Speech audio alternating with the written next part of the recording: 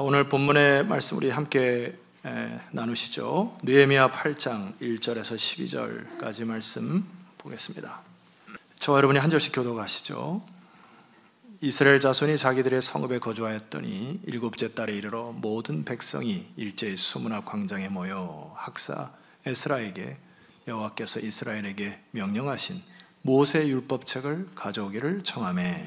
일곱째 달 초하루에 제사장 에스라가 율법책을 가지고 회중 앞 곧 남자나 여자나 알아들을 만한 모든 사람 앞에 이르러 수문 앞 광장에서 새벽부터 정오까지 남자나 여자나 알아들을 만한 모든 사람 앞에서 읽음에 뭇 백성이 그 율법책에 귀를 기울였는데, 그때 학사 에스라가 특별히 지은 나무 강단에 서고 그의 곁 오른쪽에 선 자는 마띠랴와 스마와 아냐야와 우리야와 힐기야와 마아세야, 그의 왼쪽에 선 자는 부다야와 미사엘과 말기야와 하숨과 하스바다나와 스가랴와 무술람이라. 에스라가 모든 백성이 서서 그들 목전에 책을 펴니 책을 펼 때에 모든 백성이 일어서니라. 에스라가 위대하신 하나님 여호와를 송축하매 모든 백성이 손을 들고 아멘 아멘 하고 응답하고 몸을 굽혀 얼굴을 땅에 대고 여호와께 경배하니라. 예수와 바니와 세레바와 야민과 악국과 사부대와 호디야와 마아시아와 그리다와 아샤라와 요사박과 하난과 블라야와 레위 사람들은 백성이 제자리에 서 있는 동안 그들에게 율법을 깨닫게 하였는데, 하나님의 율법책을 낭독하고 그 뜻을 해석하여 백성에게 그 낭독하는 것을 다 깨닫게 하니, 백성이 율법의 말씀을 듣고 다 우는지라. 총독 느헤미야와 제사장 겸 학사 에스라와 백성을 가르치는 레위 사람들이 모든 백성에게 이르기를 오늘은 너희 하나님 여호와의 성일이니 슬퍼하지 말며 울지 말라 하고, 느헤미야가 또 그들에게 이르기를 너희는 가서 살찐 것을 먹고 단 것을 마시되 준비하지 못한 자에게는 나누어 주라. 이날은 우리 주의 성일이니 근심하지 말라. 여호와로 인하여 기뻐하는 것이 너희의 힘이니라 하고, 레위 사람들도 모든 백성을 정숙하게 하여 이르기를 오늘은 성일이니 마땅히 조용하고 근심하지 말라 하니 모든 백성이 곧 가서 먹고 마시며 나누어 주고 크게 즐거워하니 이는 그들이 그 읽어 들려준 말을 밝히 알미라. 여러분 그 퀀텀 리프라고 하는 단어가 있습니다. 여러분 잘 아시는 부분인데 그림을 잠깐 보시게 되면은 여러분이 잘 아시는 대나무이죠. 대나무가 처음에 싹이 나서 한 4년에서 5년 동안은 자라지가 않고요. 비를 먹고 영양분을 먹고 해서 뿌리가 더 깊어지고 강해지는 시간이 있답니다. 그리고 나서 4년, 5년 뒤에 저 옆에 있는 대나무처럼 쭉쭉 자라는 것을 가리켜서 이제 퀀텀 리프라 이렇게 얘기합니다. 이게 물리학에서도 이 퀀텀 리프를 사용하는데, 물리학에서는 연속된 현상을 넘어서 다음 단계로 뛰어넘는 현상을 가리켜서 퀀텀 리프라 해요. 제가 한 주간 말씀을 준비하면서 우리 교회에 이러한 성숙이 있었으면 좋겠다. 힘들을 응축하고 뿌리에 깊이 영양분을 받아서 하나님 원하시는 아름다운 나무로 잘 자라기를 그렇게 기도했습니다. 여러분도 우리 교회가 앞으로 아름답게 성숙하고 성장하기를 기도해 주실 것이죠? 예. 우리가 이제 교회 성장이라고 하면은 자꾸 이제 판단되는 것은 수노름으로 하는데, 제가 말하는 성숙은 수노름이 아닙니다. 오해하지 말고 들으시면 좋겠어요. 성숙이라는 게 뭐예요? 아이가 자라면 어른이 되었는데, 아이가 자랐는데 그냥 아이처럼 자란다면 부모의 마음이 너무나 무너지잖아요. 아이들이 키가 성장하거나 제대로 발육만 되지 않아도 부모들의 마음은 무너집니다. 교회도 마찬가지 아닐까요? 하나님께서 세우신 이 교회가 이제 50년이 넘어 이제 100년을 향해 달려가는데, 성숙하거나 성장하지 않은 데면 얼마나 하나님이 힘이 들어 하실까 생각이 듭니다. 대나무를 통해서 우리가 교훈받는 것은 단순히 성숙뿐만이 아니라, 다음 그림을 보시게 되면은 여러분이 아는 대나무인데 중간중간에 마디가 있죠. 대나무는 가뭄이 심하거나 영양이 불균형할 때, 영양이 필요할 때는 성장판을 닫아버린답니다. 그래서 힘을 응축하였다가 힘을 비축한 뒤에 기화가 되면 다시 마디를 시작해서 저렇게 하늘을 향해 쭉쭉 뻗는 대나무의 모습을 보게 됩니다. 이 대나무는 매듭이 단절된 듯 같으나 이게 서로 연결되었다고 해요. 막힌 것 같으나 끝에서 끝으로 연결되어 한 나무로 이루는 것을 대나무의 놀라운 지혜라고 생각되는데, 우리가 인생을 살면서 많은 사람들을 쳐다보게 되거나, 어떤 사람은 나도 모르게 쭉쭉 성장한 분이 계시고 그냥 아름드리 큰 기둥처럼 자랑하는 분들이 계신데 뿌리가 깊지 못하거나 바람이 불어서 한 번에 뽑히는 경우가 많이 있지 않습니까? 너무 안타깝잖아요. 근데 여기 대나무의 지혜는 뭐죠? 우리 교회가 이 시점에 와 있다고 생각하는 것은 그동안에 성장통이 있었죠. 그리고 올 한해 많은 성장통이 있을 예정이죠. 우리가 하나님께 헌금 드렸던 것들을 이제 다 투자하고 또 교육관을 세우고 본당 리모델링 하는 이곳에 수많은 리더십들의 갈등이 있을 수밖에 없죠. 그러나 매듭을 잘 짓고 마디가 쭉 뻗어가는 우리 반석교회가 되었으면 좋겠습니다. 이것은 교회 성수뿐만이 아니라 여러분의 인생에도 적용해야 할 것이라 생각이 됩니다. 지난주 금요기도에는 우리 청소년 기도회로 청소년들이 모였는데, 부탁드려요. 우리 아이들이 무엇을 한다고 하면은 어른들은 많이 모이셔야 됩니다. 그래서 그 아이들에서 기도하셔야 되죠. 그래서 제가 간절히 찬양하고 기도하면서 제 마음속에 신금을 울리는 복음성가가 있는데, 그때 제가 마지막에 계속 기도하면서 찬양했던 것이 있는데, 제목이 이거예요. 오늘 이 자리에 모인 우리라는 제목인데, 무슨 내용인지 듣고 싶지 않으세요? 네. 오늘 이 자리에 모인 우리, 어린 양 예수 따라가는 무리 되게 하소서. 성령의 충만한 임재 안에 어둡던 우리 눈 밝아져서 주를 보게 하옵소서. 후렴구가 제 마음을 굉장히 감동하였고 기도하면서 찬양을 했던 부분입니다. 이 부분을 한번 불러보려고 해요.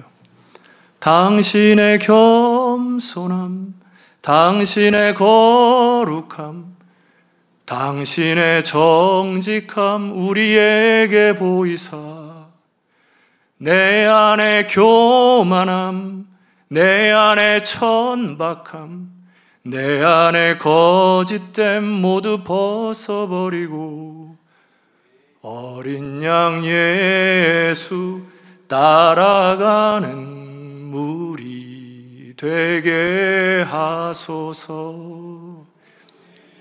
담임으로서의 고뇌입니다. 우리가 인생을 살아갈 때 얼마나 천박합니까? 그리고 얼마나 교만합니까? 그리고 얼마나 거짓됩니까? 많은 부분을 판단할 때 나의 생각으로 판단하는 것이 어떻게 정직할 수 있습니까? 그래서 우리는 예배 때마다 하나님 내 안의 교만함과 천박함과 거짓됨을 제거해 주시고 주님의 거룩함, 주님의 겸손함, 주님의 정직함을 회복하여 하나님의 영이 다스리는 인생을 살 때 비로소 그것이 대나무가 자라는 원리로 자라는 원리 아닙니까? 여러분의 이런 축복이 있기를 소망합니다. 그래서 제가 오늘 신앙의 성숙을 위해서 두 가지로 여러분에게 말씀드려야 할 것입니다. 오늘 본문에 제가 느헤미야 8장인데 우리가 7장 본문을 깊숙이 살펴보지 못해가지고 7장을 쭉 하면서 읽다가 제 눈에 들어오는 문장이 있었어요. 7장 73절에서 8장 1절 상반절까지 함께 읽어보면서 제가 의문을 가졌던 문장이 뭔지를 여러분 한번 캐치해 보시면 좋겠습니다. 한번 읽어볼까요? 이와 같이 시작. 이와 같이 제사장들과 레위 사람들과 문지기들과 노래하는 자들과 백성 몇 명과 느디님 사람들과 온 이스라엘 자손이 다 자기들의 성읍에 거주하였느니라. 8장 1절 이스라엘 자손이 자기들의 성읍에 거주하였더니. 자, 거기까지 보시고요. 제가 관심 가졌던 문장이 자기들의 성읍에 거주하였다라고 하는 문장을 느헤미야가 계속 강조를 하는 것이 눈에 들어옵니다. 질문할게요. 자기들의 성읍에 거주한 것을 여러분 어떻게 묵상이 됩니까? 괜찮아 보입니까? 첫 번째 답. 두 번째, 뭔가 좀 어색합니까? 아니면 잘못되었습니까? 다시 한번요. 자기들의 성읍에 거주했다는 이 표현이 괜찮습니까? 어색합니까? 잘못되었습니까? 이걸 한번 풀어보려고 해요. 역사를 좀 거슬러 올라가 보시죠. 에스라 4장 3절에 보니까 이스라엘 백성들이 바벨론 포로에 잡혀와서 1차 포로 기한 때에 이들이 성전을 건축할 즈음에 방해가 있게 되죠. 자, 수룹바벨과 예수아와 기타 이스라엘 족장들이 이르되 우리 하나님의 성전을 건축하는데 너희는 우리와 상관이 없느니라. 사마리아 사람들이 성전을 같이 하려고 할 때 거부를 하죠. 왜냐하면 다신을 섬기는 사마리아 사람들이 와가지고 신앙의 정통과 거룩을 혼합시킬까 봐 이들이 홀로 건축하겠다고 이들이 다짐을 하고 결단을 합니다. 너희들이 도움 없이도 하나님 앞에서 우리가 신앙과 하나님 중심으로 다시 살아보겠다고 결단으로 시작한 것이 바로 1차 포로 기한 때의 첫 마음이었습니다. 그들이 성전 중심으로 여호와 중심으로 시작해왔던, 그리고 과거에 바벨론에 있었던 모든 과거의 마디들을 끊고 이제 새롭게 출발하는 첫 단추이죠. 그런데 세월이 지났는데 이상한 말씀이 하나 있습니다. 느헤미야 7장 4절, 세월이 지났습니다. 그 성읍은 뭐하고? 광대하고, 그 주민은 뭐하고? 적고, 가옥은 미처 건축하지 못하는 현상이 일어났습니다. 이게 무슨 말일까요? 세월이 지났는데 여전히 예루살렘 성읍은 광대하다. 일전에 이방 민족이 들어와서 성전과 모든 기물들을 파괴해가지고 그 허허벌판인 예루살렘 성읍으로 들어왔는데 세월이 지났음에도 불구하고 여전히 그 성읍이 광대하였다. 두 번째, 주민은 적었다. 가옥은 미처 건축하지 못하였으므로 도시의 기능이 회복되지 못했다. 느헤미야가 보기에 이 현실이 납득이 안 가는 겁니다. 모두들 예루살렘 성읍으로 와서 첫 포로 기한자들이 돌아와가지고 민족을 재건하는 첫 단추가 뭐냐면은 예루살렘 성전을 건축하고 예루살렘 성읍에 함께 모여 살아 도시의 기능을 회복하고 여기에 영적인 흐름을 통하여 각 지방에 흩어버려 이런 그 중심적인 사상이 사라지고 다 힘들고 어렵고 재건하려고 하니까 뼈 빠지게 고생해야 되니까 슬슬 눈치 보고 예루살렘 성읍에 모여 사는 것이 아니라 자기 고향을 찾아가게 바빴고 자기 성읍에 잘 돌아가서 자기 집 짓기에 바빴던 것을 이야기하는 것입니다. 느헤미야가 보기에 납득이 안 가는 겁니다. 너희들이 처음에 돌아왔던 초심이 뭐냐? 초심을 잃어버린 이 백성들을 향하여 느헤미야가 특단의 조치를 하나 합니다. 그것이 7장 5절 말씀 보니까 내 하나님이 내 마음을 감동하사 귀족들과 민장들과 백성들을 모아 그 계보대로 등록하게 하심으로, 이 부분입니다. 계보대로 등록하게 하셨다. 그리고 내가 처음으로 돌아온 자의 계보를 얻었는데 거기에 기록된 것을 보기 시작합니다. 어디서 잘못되었는지를 분석을 하고 1차 포로 기한자들의 명단을 다시 끄집어내서 도대체 이들이 다 어디 갔는가 따지기 시작한 겁니다. 그래서 여러분 그 에스라 2장에 보면은 1차 포로 기한의 명단이 있는데 오늘 이 느헤미야가 7장 6절에서 8절에 다시 그 족보를 끄집어내는데 화면을 보시게 되면은 위에는 느헤미야, 밑에는 에스라인데 거의 토시 하나 없이 옛 족보를 다시 적습니다. 질문이에요. 왜 두 번씩이나 시기를 달리해서 이곳에 기록하고 있습니까? 그냥 에스라 시대의 족보 얘기하면 되는데 느헤미야는 그들의 족보를 다시 끌어서 여기에 기록하여 첫 귀한 자들이 뭔가 잘못됐다고 하는, 첫 단추를 잘못됐다고 하는 판단을 하는 거예요. 바벨론의 포로 생활에 매듭을 짓고 새롭게 마디를 시작하는 시점에 있어서 돌아왔을 때 하나님께서 원하시는 하나님의 언약 백성들의 목적과 삶의 방향들을 잃어버리고 자기 성읍들에 거주하여 자기 집 짓기에 바빴고 자기의 삶 살기 바빴던 것에 대한 느헤미야의 영적 진단인 것입니다. 그래서 느헤미야가 리더자의 입장에서 특단의 조치를 취합니다. 그것이 느헤미야 11장에 기록되어 있어요. 제가 한번 읽어볼게요. 느헤미야 11장 1절, 백성의 지도자들은 예루살렘에 거주하였고, 지도자들이 솔선수범합니다. 흩어졌던 마음들을 모으기 위하여 지도자들이 예루살렘에 모여서 거기에 거주하여 하나님 중심, 예배 중심, 말씀 중심의 삶을 살기 위하여 리더자들이 다시 모여 거주하기 시작합니다. 그리고 아까 족보 있죠? 족보를 끄집어내서 그 남은 백성은 제비 뽑아 10분의 1은 거룩한 성 예루살렘에 뭐하게 하고 거주하게 하고 그 10분의 9는 다른 성읍에 거주하게 하여 먼저는 예루살렘 성읍의 성전 중심의 이 기능을 회복하는 것을 우선시하고 그 다음에 너희들이 살아가는 삶의 현장 속에서 사는 조화와 균형을 위하여 느헤미야가 힘을 씁니다. 그리고 났더니 우리 2절 말씀을 함께 읽어보도록 하겠습니다. 다 같이 읽을까요? 시작! 예루살렘에 거주하기를 자원하는 모든 자를 위하여 백성들이 복을 빌었느니라. 예, 첫 단추죠. 여러분의 개인의 인생도 마찬가지란 생각이 듭니다. 왜 고통과 혼란이 없겠어요?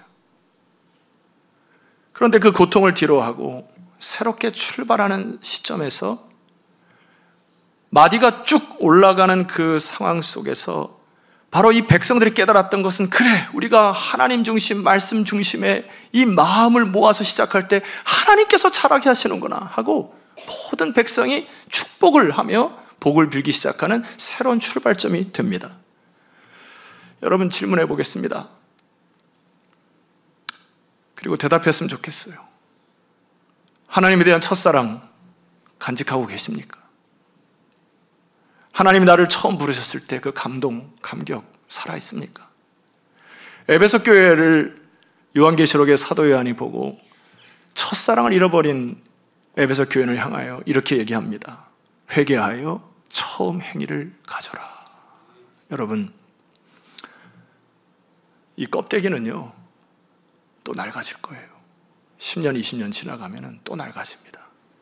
이게 중요한 게 아니고 새로운 리모델링 아닌 본당에서 여러분의 첫사랑이 회복되기를 주 이름으로 축원합니다. 그리고 과거에 있었던 것을 회개할 것은 회개하셔야 돼요. 그리고 처음 행위를 가져서 이제 내 인생에 우리 교회가 이제 쭉 뻗어갈 수 있는 성숙의 기회가 되었으면 좋겠습니다. 두 번째 말씀드려야 될 것이 있어요. 자, 오늘 느헤미야 8장 1절 하반절에 일곱째 달에 이르러 있죠. 이 부분을 함께 읽어보도록 하겠습니다. 시작. 일곱째 달에 이르러 모든 백성이 일제히 수문 앞 광장에 모여 학사 에스라에게 여호와께서 이스라엘에게 명령하신 모세의 율법책을 가져오기를 청하매. 여기 새롭게 출발하고자 하는 마디의 출발의 힘의 근원들이 몇 가지 숨어 있습니다. 첫 번째는 일곱째 달에 이르러. 이거는 이제 종교력으로, 유대인의 종교력으로 티시리월을 얘기하는데, 티시리월은 7월 15일부터 시작해서 장막절, 6월절과 장막절이 시작하는 종교력입니다. 그러니까 유대인들에게 있어서 이 7월이라고 하는 것은 새로운 시작을 의미하는 달이에요. 그러니까 하나님 앞에서 새롭게 시작하는 새 출발에 앞서서 모든 백성들이 사모했던 것이 뭐냐 하면 모세 율법책, 오늘날로 말하면 하나님의 말씀을 듣기를 청하여 수문 앞 광장에 모여서 말씀하여 주십시오. 이게 회복의 시작입니다. 말씀이 들리고 그 말씀이 나를 감동하고 컨트롤하기 시작할 때 여러분은 성숙할 것입니다. 자, 여기에 중요한 이게 메시지예요. 그런데 불행하게도 많은 사람들이 이런 것 같아요. 자기가 이루고자 하는 인생의 목표가 있습니다. 예를 들어 뭐 교수가 되든지 교사가 되든지 뭐 직장인의 어떤 뭐 상사가 되든지 학생들은 뭐 학위를 딴다든지 그 다음에 직장을 간다든지 많은 목표들이 있겠죠. 교회 안에 있어서는 뭐 목사가 되든지 장로가 되든지 권사가 되든지 집사가 되든지 여러분이 그 타이틀을 다 이뤘다 합시다. 그래서요. 그 타이틀이 뭐가 중요한데? 타이틀을 가졌을 때 그것은 시작에 불과한 것입니다. 질문을 하셔야죠. 하나님께서 나에게 이런 직분을 주셨고 나에게 이런 타이틀을 주셨고 이런 직업을 주셨습니다. 그 다음은요. 왜 하나님이 그것을 주셨는데요? 왜 하나님이 여러분에게 이런 복과 지위와 명예를 주셨는가 생각을 하셔야 됩니다. 무슨 얘기냐면은 우리 아버지 얘기 한 번 더 할게요. 우리 아버지가 요즘에 제 설교를 자꾸 보셔가지고 우리 아버지가 평생 동안 달고 살았던 것이 집이라는 단어입니다. 내 집에 있으면 좋겠다. 우리 아버지가 첫 명패를 달았을 때 세상에서 가장 환한 우리 아버지의 모습을 제가 아직까지 기억을 합니다. 그 행복이 한 3개월도 안 가더라고요. 집을 잃으면 뭐하는데요? 그 안에 사는 사람이 중요한 거 아닙니까? 가장으로서, 엄마로서, 내가 신앙인으로서 우리 가정을 어떻게 샬롬으로 이루어가는 그 가정을 만드는 것이 더 중요한 거 아닙니까? 그 안이 비록 소고기를 구워 먹지 못할지라도 삼겹살을 사다가 찢어 먹으면서 서로 웃고 떠들고 하는 그 가정을 이루는 것이 목표 아닙니까, 여러분? 근데 왜 많은 사람들이 내가 무엇을 이루고 무엇을 얻으면 그 순간으로 정지되는 느낌은 무엇이죠? 그것은 죄악입니다. 하나님 여러분에게 그렇게 하라고 지혜를 주신 거 아니죠. 하나님 여러분이 그렇게 살려고 명예를 주신 거, 재물을 주신 거 아니죠. 오늘 여기 본문의 말씀에 이 사람들이 이제 성전이 이루어졌고 성벽이 이루어졌고 오늘 우리 교회 같으면은 본당이 예쁘게 꾸며졌고 올 연말에 교육관이 꾸며질 것이죠. 그게 뭔데요? 그것은 다 사라질 것이죠. 이제 무엇을 해야 합니까? 오늘 여기 백성들처럼 주님 말씀하여 주십시오. 내가 하나님의 말씀에 들려야 살겠습니다. 하나님 예배 가운데에 하나님의 은혜를 주십시오. 왜 예배가 안 되고 왜 예배가 은혜가 안 되고 말씀이 들리지 않습니까? 여러분 문제가 있는 거 아니에요? 내 마음속에 과거에 묶인 거 아닙니까? 내가 과거에 어떤 사람이었고 그 타이틀이 뭐가 중요한데요? 이 시간에 말씀이 들리는 은혜가 있기를 주 여러분 축원합니다. 그리고 새로운 마디의 출발이 있어야 하죠. 여러분 그래서 예배는 자세와 태도가 너무 중요한 것이에요. 여러분 2절 말씀 보십시다. 일곱째 달 초하루에 제사장 에스라가 율법책을 가지고 회중하고 남자나 여자나 알아들을 만한 모든 사람 앞에 이르렀습니다. 3절 수문학 광장에서 새벽부터 정오까지 한 6시간 정도를 남자나 여자나 알아들을 만한 모든 사람 앞에서 읽음에 뭇 백성이 그 율법책에 뭐 했다고요? 귀를 기울이기 시작했습니다. 이것이 회복과 성장의 스타트 포인트입니다. 귀를 기울이셔야 합니다. 말씀이 안 들리면 살아날 수가 없어요. 우리 사랑하는 자녀들이 성경학교 수련회를 왜 보냅니까? 말씀이 들리는 인생이 되도록 하는 것을 아닙니까? 그리고 4절 말씀 보니까 그때의 학사 에스라가, 나중에 이 에스라는 제사장으로도 표현이 되죠. 제사장 에스라가 특별히 지은 나무 강단에 섭니다. 이 높은 망대 위에, 이게 그 히브리 어원을 보면 망대라는 표현으로 되어 있어요. 그러니까 망대 위에 모든 성도들이 볼 수 있는 곳에 강단을 따로 만들었다는 얘기죠. 그래서 거기서 백성들을 향하여 지금 말씀을 선포하고 있습니다. 그랬더니 5절 에스라가 모든 백성 위에 서서 그들 목전에서 책을 펴니 책을 펼 때 모든 백성이 뭐 했다고요? 일어섰어요. 왜요? 경외함입니다. 그동안 들려지지 않았던 말씀들이 이제 하나님 말씀하옵소서, 제가 하나님 말씀 선포할 때 하나님 말씀하신 것을 듣겠나이다 라고 하는 경외함이에요. 여러분, 우리는 오늘날 앉아서 예배를 드리죠. 참 감사합니다. 일어서서 예배 드렸으면 좋겠어요. 지금 일어나라는 말은 아니고 마치 마음의 중심이 여호와를 향하여 일어선 것처럼 여러분 앉아 계시는 축복이 있기를 소망합니다. 그게 자세라는 얘기예요. 자세. 하나님의 말씀이 선포될 때 내가 아멘으로 화답하겠습니다라는 자세. 6절 에스라가 위대하신 하나님 여호와를 송축하며 모든 백성이 뭐 했어요? 손을 들고 아멘 아멘 응답하고 몸을 굽혀 얼굴을 땅에 대었습니다. 원어 성경을 보니까 여기 얼굴을 땅에 대다고 하는 것은 정확히 표현을 하게 되면 그 코를 땅에 닿기까지 꿇어 엎드렸다라는 표현입니다. 예배 형식과 우리가 드리는 것에 정답은 없습니다. 그러나 우리의 자세 회복은 있어야 돼요. 제가 유럽에서 예배를 몇 번 드려다 보니까 한 번은 예배를 뛰쳐나가고 싶은 마음이 들더라고요. 어떤 예배를 들어갔는데 앞에서 강단에서 사역자가 막 침을 튀기면서 감동을 하는데 유럽 사람들의 분위기가 그렇거든요. 한 반 정도는 이렇게 묵상을 하고 한 반 정도는 고개를 삐딱해서 약간 조는 것 같기도 하고 듣는 것 같기도 하고 아멘을 하는 사람 한 사람도 없고 찬양을 해도 그냥 이렇게 하고 너무 정적이고 나는 아멘 하고 싶은데 아멘 하면 다 꼬라볼 것 같고 찬양할 때도 손 들고 싶고 한때 손 들면 저 사람 찐딴 것 같기도 하고 막 이런 분위기 막 뛰쳐나가고 싶더라고요. 제가 예배의 정답을 얘기하는 거 아닙니다만은 성령이 감동될 때 여러분의 자세가 회복되었으면 좋겠습니다. 찬양을 할 때 꼭 손을 들라고 해서 손을 듭니까? 그거 아니죠. 성령이 감동되면 나도 모르게 내 의지를 들여 하나님 찬송하겠습니다. 내 중심을 하나님께 올려드릴 테니 말씀하옵소서. 이게 영광스러운 거 아니에요? 길에 지나가면서 여러분 손 들고 다니시는 사람 없잖아요. 8장 8절 말씀 보니까 하나님의 율법책을 낭독하고 그 뜻을 해석하여 백성이 그 낭독하는 것을 다 깨닫게 하니까 9절 말씀, 백성이 율법의 말씀을 듣고 다 뭐 했습니까? 울었습니다. 여기 울음이라고 하는 거 악어의 눈물도 아니고 남성과 여성의 호르몬이 변해가지고 50대 넘어가면 드라마 보면서 우는 눈물도 아니죠. 이 눈물은 심령의 변화입니다. 성령께서 그 마음을 감동하셔서 나도 모르게 눈에서 눈물이 나와 내가 잘못 살았던 것에 대한 회개와 내가 잘못 생각한 것에 대한 돌이킴과 그리고 내 마음에 없어졌던 슬픔 이런 것들이 다시 기쁨으로 변하는 놀라운 눈물이죠. 여러분 성경학교 수련회를 애들 왜 보내야 됩니까?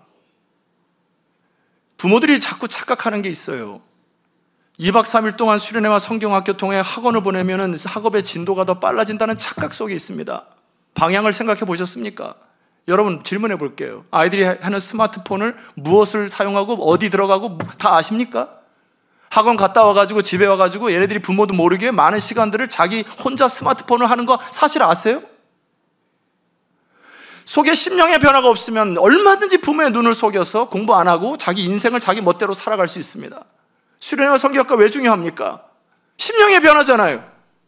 내가 이렇게 살면 안 되고 내가 이렇게 부모에게 은혜를 받았는데 내가 이렇게 공부하면 안 되고 내가 하나님께 주신 열정을 다시 회복하여 하나님의 백성답게 산다고 하는 결단의 시간이 퀀텀 리프 하나님이 잘하게 하시는 놀라운 역사를 경험하는 거 아닙니까? 성경학교 수련회 동안에. 근데 왜 승부를 거지 않으세요? 여러분의 낮은 생각이 아이들을 망칩니다. 그 짧은 시간에 공부하는 것이 무슨 대수라고요? 화를 진정하겠습니다. 이 시대에 내가 뭔가를 하려고 하니까 문제가 되는 겁니다. 맡기세요, 아이들 하나님 앞에. 그리고 말씀 앞에 말씀의 성령의 영이 이 아이를 변화시키는 걸 기대하세요. 그것이 진정한 이 아이의 성장이 있을 것입니다. 자, 8장 9절 하반절에 보니까 제가 이제 결론을 내릴까 해요. 총독 느헤미야와 제사장들 학사 에스라와 백성을 가르치는 레위 사람들이 모든 백성이 이르기를 오늘은 너희 하나님 여호와의 성일이니 슬퍼하지 말며 울지 말라. 매번 우리가 하나님 앞에 와서 예배하면서 울고 회개하고 하면 그것처럼 찌질이가 어디 있어요? 10절 말씀 보면은 느헤미야가 또 그들에게 이르기를 너희는 가서 살찐 것을 먹고 단 것을 마시되 준비하지 못한 자에게는 나누어 주라. 하나님께서 채워주실 것을 믿고 나누어 주라. 왜 아멘 안 하세요? 그냥 일어서서 예배 드리고 싶어요. 그냥 이날은 우리 주의 성일이니 근심하지 말고. 마지막에 다 같이 한번 선포합니다. 시작. 여호와로 인하여 기뻐하는 것이 너희의 힘이니라 하고. 볼펜을 갖고 계신 분들은 줄을 끄셔야 될 때가 있습니다. 여호와로 인하여 이 부분을 줄을 쫙 끄세요. 이 단어는 히브리 단어의 하라 에하르라고 하는 단어입니다. 이 에하르라고 하는 단어는 수로 하나라는 뜻이에요. 그러니까 여호와로 인하여라고 하는 뜻은 여호와와 일치되어 여호와와 연합되어 이런 뜻입니다. 제가 요즘에 관심을 갖는 단어가 힘입니다. 어떨 때 힘이 나고 어떨 때 힘이 안 나죠. 제가 설교 강단에 섰을 때 어떨 때는 힘이 있어 보이고 어떨 때는 힘이 있어 보이지 않죠. 여러분 인생을 살아갈 때도 뭐 많은 것을 먹는데 힘이 안 나는 경우가 있죠. 찬양대도 마찬가지예요. 목소리가 삑사리 났네. 찬양대도 어떨 때는 막 힘이 있는 것 같고 어떨 때는 힘이 없는 걸 느껴지잖아요. 이 영적인 부분이 회복한다면 힘이 안 납니다. 성경은 뭐라고 얘기하냐면은 여호와로 인하여, 여호와와 일치되어, 여호와 연합되어 여호와를 기뻐하는 것이 너희의 힘이니라. 할렐루야. 그 힘을 회복하시기를 주의 이름으로 축원합니다. 이 여호와 일치된다고 하는 것은 관계성입니다. 제가 일전에 여러분에게 말씀드렸던 그 함석헌 시인의 시 중에 보면은 그 사람을 가졌는가 시에 보면 그 중간에 이연에 보면 이런 부분이 있습니다. 온 세상 나를 버려, 다 나를 버려, 마음이 외로울 때에도 저맘이야 하고 믿어지는 그 사람을 그대는 가졌는가. 이런 얘기잖아요. 내 인생이 폭망하고 내가 아무도 기댈 데 없을 때 그래도 나를 위하여 내가 전화 한 통하면 달려올 수 있는 그 사람을 가졌는가. 여러분 몇 사람이나 가졌습니까? 사람이 달려와도 힘이 돼요. 그리고 지금 내가 말씀을 준비하기 전에도 내가 전화하면 달려올 사람을 손꼽아 보니까 힘이 됩니다. 그런데 진정한 힘은 뭐라고요? 여호와로 인하여, 따라합시다. 여호와로 인하여 기뻐하는 것이 너희의 힘이니라. 여러분 힘을 회복했으면 좋겠습니다. 시편 기자의 말씀, 하나님을 가까이함이 내게 복이니라 했습니다. 자리에서 일어나시죠. 우리 말씀 하나 선포하고 찬양 드리기를 원합니다. 역대하 16장 9절 말씀 보면은 이런 표현이 있어요. 여호와의 눈은 온 땅을 두루 감찰하사 전심으로 자기에게 향하는 자들을 위하여 능력을 베푸신다. 능력, 힘이 어디서부터 온다고요? 전심으로 자기에게 향하는 자들을 위하여, 여호와와 하나 되는 자들을 위하여, 하나님의 뜻이 나의 뜻이 되고 하나님의 생각이 나의 생각이 되어 이 예배와 영적인 기운을 아버지 앞에 올려드리기 시작할 때 비로소 하나님께서 능력을 베푸시는 역사가 여러분의 인생 가운데 있기를 소망합니다. 우리 교회에 여러분의 인생, 여러분의 자녀가 퀀텀 리프 성숙했으면 좋겠어요. 여호와로 인하여 기뻐하는 것이 여러분의 힘이 될 것입니다. 아멘. 하나님은 전심으로 자기를 찾는 자들에게 능력을 베푸신다 약속하셨습니다. 아멘. 하나님, 하늘의 문을 열어 힘과 능력을 허락하시옵소서. 아멘. 과거의 모든 매듭들을 짓고 새롭게 출발하길 원합니다. 여러분의 인생과 우리 교회가 아름답게 성장하여 하나님의 영이 감동되는 이 지역을 품는 주님의 교회가 되게 해달라고 우리 합심하여 잠시 기도하는 시간을 갖도록 하겠습니다. 기도하겠습니다.